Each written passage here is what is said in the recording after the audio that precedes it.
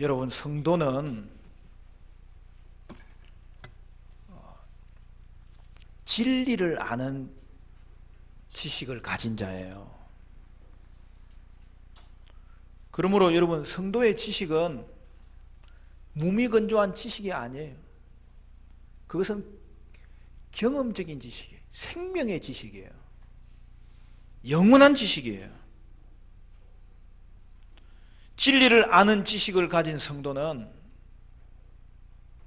그 진리를 아는 데 그치지 않아요. 삶에서 그 진리를 행하는 데까지 나아가는 거예요.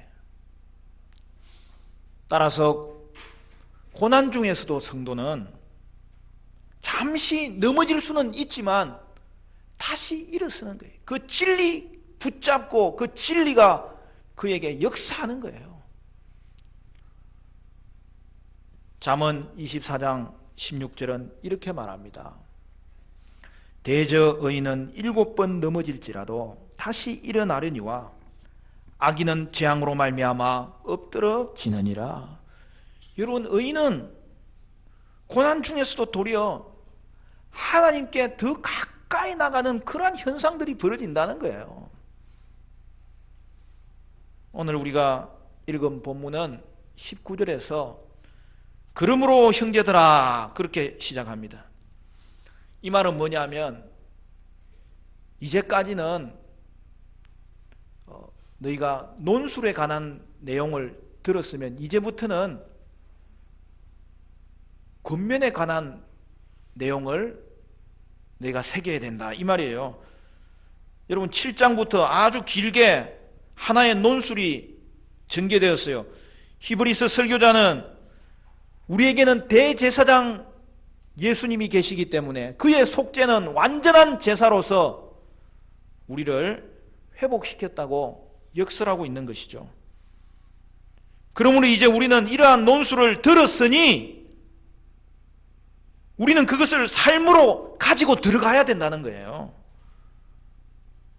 따라서 히브리서 기자는 오늘 우리에게도 고난과 배교의 상황 가운데서 담대함을 잃지 말아야 되고 인내함으로 승리해야 될 것을 권면하고 있는 거예요. 먼저는 여러분, 히브리서 기자가 히브리서 공동체에게 배교에 대해서 경고하는 것을 볼 수 있어요. 여러분, 배교가 뭔지 아시죠?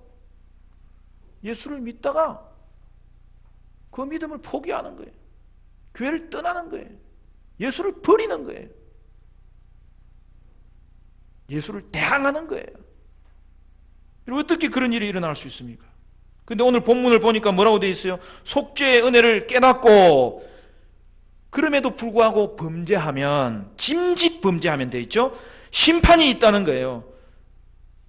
문제는 여러분, 이 경고의 대상이 누구라는 겁니까? 믿는 척하는 불신자가 아니라는 거예요. 분명 그리스도인들에게 주는 말씀이라는 사실이죠. 여러분, 당시 히브리서 공동체는 고난받는 공동체로서 그러한 상황에서 믿음을 버리는, 배교하는 자들이 있었던 거예요. 오늘 본문이 배교에 대해서 경고하는 내용이 뭐예요? 아무리 속죄의 진리를 알고 예수를 믿고 고백했더라도 배교하는 자에게는 하나님의 심판이 임할 것이라는 거예요. 오늘 성경에 뭐라고 있어요? 맹렬한 불이 그들에게 있을 것이라고 엄중하게 말씀하는 거예요. 어떤 주석가들은 이렇게 경고하는 것은 실제 상황이 아니라 가상의 상황을 설정한 것이다, 그렇게 말하기도 합니다. 다소 과한 표현을 사용해서 목회적인 돌봄을 주려고 시도한 것이다, 그렇게 말하기도 합니다. 그러나 여러분, 그렇지 않아요. 오늘 성경을 읽어보세요. 분명하게 드러나잖아요. 그들의 처한 상황은 어떤 상황이에요? 박해 가운데 있었고, 비방을 받고 있었고, 감옥에 갇히고 있었고, 순교하는 그러한 일까지 있었던 상황입니다. 그래서 32절 이하에는 뭐라고 말합니까? 너희가 이전에는 이 험악한 고난을 이겼던 자들이 아니냐, 믿음을 지켰던 자들이 아니냐. 그러므로 지금도 담대함을 버리지 말고 믿음으로 인내하라고 권면하고 있는 것이죠. 그러므로 오늘 히브리서 기자는 이 배교의 문제를 끄집어내는 거예요. 여러분, 이 부분은 얼마나 심각한 문제입니까? 그러므로 이전에 다소 좀 평이한 권면을 주었던 그 분위기와는 완전히 달라졌어요. 히브리서 공동체를 향하여 강력하게 경고하고 촉구하는 것을 볼 수 있어요. 여러분, 묻겠습니다. 예수를 믿은 이후에 다시 배교할 수 있는 거예요? 없는 거예요? 예수를 믿은 사람이 배교하는 자가 생기는 거예요? 안 생기는 거예요? 그런데 여러분, 바로 이것이 박해 상황 가운데서 초대교회 가운데 일어났던 일이에요. 지금은 돌아가셨습니다만, 여러분, 영락교회를 심호하신 한경직 목사님이 이제 은퇴하고 남한산성에 그 근처에서 사셨어요.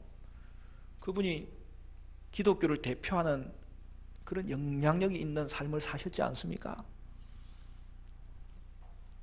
그런데 한 번은 그에게 템플튼 상이 주어졌어요. 여러분, 템플튼 상은 종교계의 노벨상이라고 불려질 정도로 전 세계의 교회 가운데 한 사람을 해마다 뽑아서 그 사람의 신앙을 이렇게 인정해주는 그런 귀한 상이에요.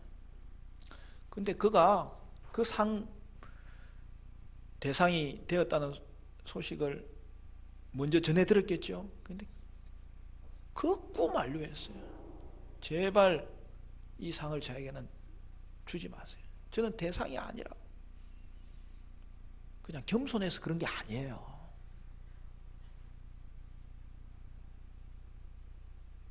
이 상 다른 사람에 주고 나는 대상이 아니니까 이거 알리지 말라고.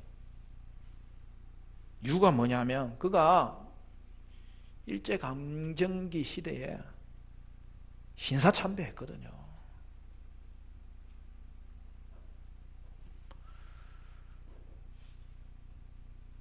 일본의 강요에 의한 것이지만 그가 신사 앞에 절하고 분향하고 교회도 그렇게 가도록 이끌었거든요.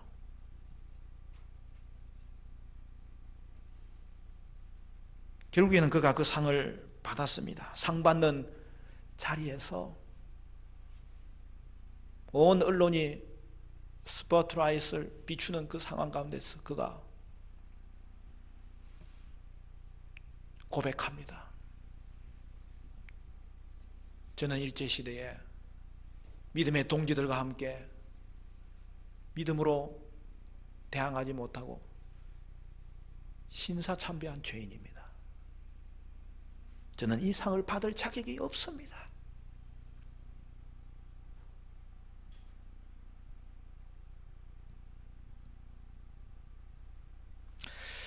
여러분, 믿음은 누가 지키는 거예요? 지도자라고 지키는 게 아니에요. 참된 믿음을 가진 이름 없는 성도라 할지라도 그 안에 성령께서 붙잡으시고 그가 그 성령에 순종하는 자, 여러분, 바로 그러한 성도가 신앙을 지키고 고난과 싸워 이기고 결국에는 끝까지 주님을 붙잡는 것입니다. 성도는 평상시에는 그 믿음의 진위가 확실하게 드러나지 않을 수 있어요. 그러나 여러분, 성도는 고난의 시기가 닥치면 도리어 눈이 또렷해지는 거예요. 도리어 그에게 있는 진정한 믿음의 모습이 드러나기 시작하는 거예요. 성도는 세상의 소유를 다 빼앗긴다 해도 하늘의 영원한 소유를 빼앗길 수 없는 자예요. 고난 중에서도 믿음을 지키는 자예요. 고난으로 인하여 하나님께 더 가까이 나가는 거예요. 죽기까지 복종하는 거예요. 당시 초대교회 상황을, 히브리스 공동체의 상황을 이렇게 말합니다. 여러분 26절 27절 같이 읽어볼까요? 다 같이 시작. 우리가 진리를 아는 지식을 받은 후 짐짓죄를 범한 자 다시 속죄하는 제사가 없고 오직 무서운 마음으로 심판을 기다리는 것과 대적하는 자를 태울 맹렬한 불만 있으리라. 여러분 이것은 얼마나 배교에 대한 강력한 경고인지 모릅니다. 물론 예수를 믿는 자, 하나님의 자녀가 된 자는 여러분 배교할 수 없습니다. 그러면 히브리스 공동체에서 일어난 배교는 뭡니까? 그들도 진리를 아는 자잖아요. 예수를 믿는 자잖아요. 오늘 본문에 시작할 때 뭐라고 했어요? 우리가 이렇게 시작하네요. 그들은 교회 공동체에 소속되어 있는 자잖아요.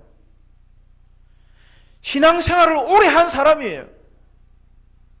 그런데 어떻게 박해를 받는 상황 가운데 있다고 해서 하나님의 아들을 부인하고 언약의 피를 부정하고 은혜의 성령을 욕되게 할 수 있다는 것입니까? 문제는 실제로 이런 일이 일어났다는 거예요. 그러나 배교의 상황이 일어난 가운데서 우리가 알 수 있는 것은 분명한 사실 하나는 있습니다. 그거는 뭡니까? 그들이 배교하는 것을 보니 결국에 그들은 이전에도 하나님의 자녀가 아니었더라는 거예요. 교회를 나오되 겉으로는 신앙이 있어 보였지만 그 속에는 거듭남이 없고 하나님을 왕으로 고백하는 그 신앙의 자세와 그 인생이 송두리째 그 주인 앞에 굴복하는 그러한 모습이 내적으로는 없었던 거예요. 그러므로 배교하는 자에게는 반드시 하나님의 최후의 심판이 있습니다. 저는 히브리서 공부하고 이 말씀 읽을 때마다 가슴이 쿵쾅거려요. 주님 혹시 나도 배교할 자가 아닙니까? 한 번씩 꿈도 꿔요. 갑자기 6.25가 터진 거예요. 주님 저는 6.25 뒤에 태어났는데요.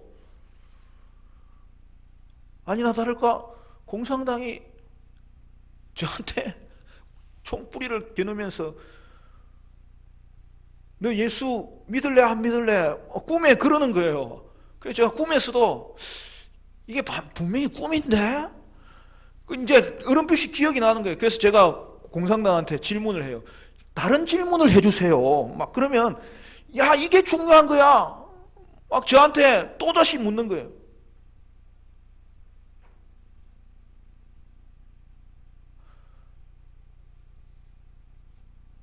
그때 제가 그냥 정신이 없어가지고 잠을 깬 것 같아요. 지금 근래에는 덜해요. 그게 제가 청소년부 시절과 대학부 시절 그때 자주 꿨어요. 그때 목사님들이 뭐 그런 간증을 많이 해서 그런 것 같아요. 여러분 이 말씀 들을 때 여러분의 마음은 어떻습니까? 가슴이 쿵쾅거립니까? 그러면 그게 진짜예요.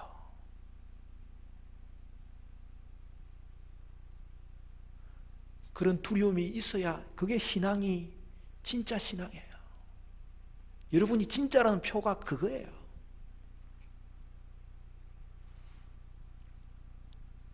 그러나 그렇게 배교한 상황이 있을지라도 살아날 길이 하나는 있어요. 그럼 그게 뭐예요? 회개하는 거죠. 어떤 상황 가운데서라도 회개하면 살 수 있어요. 그런데 문제는 그들이 회개하는 게 쉽지 않아요. 분명한 사실은 배교한 자들도 회개하고 돌아올 수 있겠으나 현재로서는 그들은 회개할 자가 아니기 때문에 하나님의 심판의 대상이 분명하다는 사실을 성경이 말하는 거예요. 여러분, 배교하는 자들이 회개하고 돌아오는 일은 극히 드물어요. 사랑하는 성도 여러분, 믿음이 뭡니까? 믿으면 하나님이 나를 찾아오신 거죠.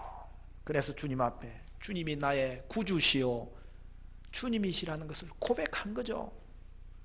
그래서 우리는 지금도 주님과 함께 동행하는 거죠. 그런데 믿음은 거기서 더 깊이 나가야 되는 거예요. 내가 지금도 하나님과 동행하지만 하나님은 하늘의 통치자로서 이 땅을 주관하시는 분이시다. 우리의 믿음이 그렇게 그것을 아는 자리까지 깊어져야 되는 거예요. 거기만 있는 게 아니에요. 현재가 전부가 아니라 나의 미래 가운데 영광스러운 천국이 있고, 그리고 하나님 앞에 섰을 때에 최후의 심판이 있어서 타지만 꺼지지 아니하는 그 불 가운데 하나님은 심판주로 우리 가운데 오신다. 여러분, 그것이 분명한 사실로 내 삶 가운데, 내 지식 가운데, 내 마음 가운데 깊이 있게 자리 잡는 것, 여러분, 그게 신앙이에요. 참된 신앙은 지금 우리와 함께하는 하나님과 함께, 그 하나님은 지금도 하늘의 통치자가 되신다. 하늘의 통치자에 관한 지식이 열리고 장래의 천국을 완성하실 것이고 최후의 심판자들로 오셔서 불순종하는 자들은 지옥불에 던질 것이라는 그 사실까지 깊이 있는 그런 아는 자리에 머무는 것, 여러분, 신앙은 거기까지 나아가는 거예요. 그래서 여러분, 천국과 지옥을 여러분 깊이 아는 것은 신앙생활에 너무나 중요한 거고, 또 여러분, 그게 신앙생활에 굉장한 도움을 줍니다. 왜냐하면 바로 그것이 신앙의 진정한 지식의 이런 내용이기 때문입니다. 그러므로 하나님의 심판에 대한 두려움이 있는 것이 참된 신앙이에요. 이 땅만 바라보는 것이 아니라 하늘의 영광이 있고 죽음 이후에 영광스러운 천국까지 바라보는 것으로 인하여 내가 이 땅에서부터 기뻐할 수 있는 것, 그게 여러분 참된 믿음이에요. 우리는 이 땅에서도 천국과 지옥을 구체적으로 알아감으로 말미암아 이 땅의 삶도 더 신실하게 살 수 있고 진지하게 살 수 있고 믿음으로 살아가게 되는 것을 볼 수 있어요. 히브리서 기자는 그 유명한 하박국서의 말씀을 인용합니다. 그게 뭐죠? 오직 의인은 믿음으로 말미암아 살리라. 그것이 신약에 세 군데 인용이 되는데요. 로마서에도 있고 오늘 히브리서 본문에도 있는 거예요. 여러분 38절, 39절 같이 한번 읽어볼까요? 38절부터 시작. 나의 의인은 믿음으로 말미암아 살리라. 또한 뒤로 물러가면 내 마음이 그를 기뻐하지 아니하리라 하셨느니라. 우리는 뒤로 물러가 멸망할 자가 아니요 오직 영혼을 구원함에 이르는 믿음을 가진 자니라. 이 말은 무슨 말이에요? 나의 의인은 믿음으로 말미암아 살리라. 여러분, 이것은 성도의 믿음을 촉구하는 거죠. 여러분, 이것은 로마서에서도 인용이 되었는데 로마서의 인용과 히브리서의 인용은 그 바라보는 각도가 다릅니다. 로마서에는 구원 없는 믿음에 대해서 이야기하는 거예요. 근데 여기서는 뭐예요? 구원받은 이후에 성도의 삶에서 나타나는 은혜의 증거가 있는 믿음, 그걸 이야기하는 거예요. 그래서 여러분 본문 32절에는 믿음의 선진들이 고난 중에서도 신실하게 믿음 지킨 것을 칭찬하고 있잖아요. 여러분, 구원받은 성도에게는 고난 중에서도 믿음의 신실함이 나타나는 거예요. 그러므로 오늘 우리에게 우리의 믿음이 구원받는 신앙이라면 어떠한 고난 속에서도 도리어 그 고난으로 인하여 믿음의 신실함은 반드시 나타나야 된다는 것을 촉구하는 거죠. 율법을 어긴 자도 죽음을 당하는 그러한 형벌이 있는데, 하물며 오늘 구원을 받고도 은혜의 영을 모욕하는 자가 있다면 그들에게 임하는 심판은 얼마나 더 크겠습니까? 여러분, 우리 민족도 고난을 많이 당한 민족이잖아요. 이번 주간에 6.25가 있는데, 여러분, 일제시대 때, 6.25 때, 그 엄청난 고난 가운데서 그 고난이 민족적인 고난이기도 하지만 특별히 누구에게 주어진 고난이었어요? 교회에게 주어진 고난이었어요. 일본 제국주의는 무신론자들이었어요. 그렇기 때문에 우리 민족을 침탈하되 그 중에서도 하나님의 교회를 미워하고 적대하고 없애버리려고 했던 거죠. 그건 너무나 당연한 결과죠. 공산주의도 마찬가지예요.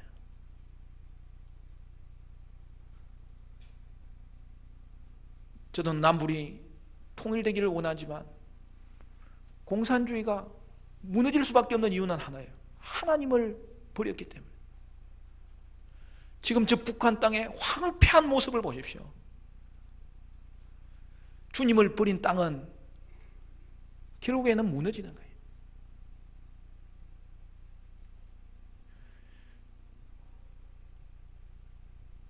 공산주의가 유토피아를 건설하는 것이 목표인 것처럼 보이는데 사실은 직접적인 현상은 뭐가 일어나느냐면 하나님 인정하는 자들을 대항하고 없애버리는 거죠. 우리의 민족의 고난의 시기에 동일하게 일어났던 일은 교회가 핍박받는 일이었어요.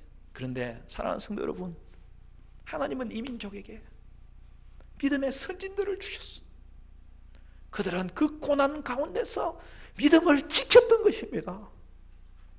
그러므로 우리 민족은 십자가를 아는 민족이에요. 그 결과가 무엇입니까?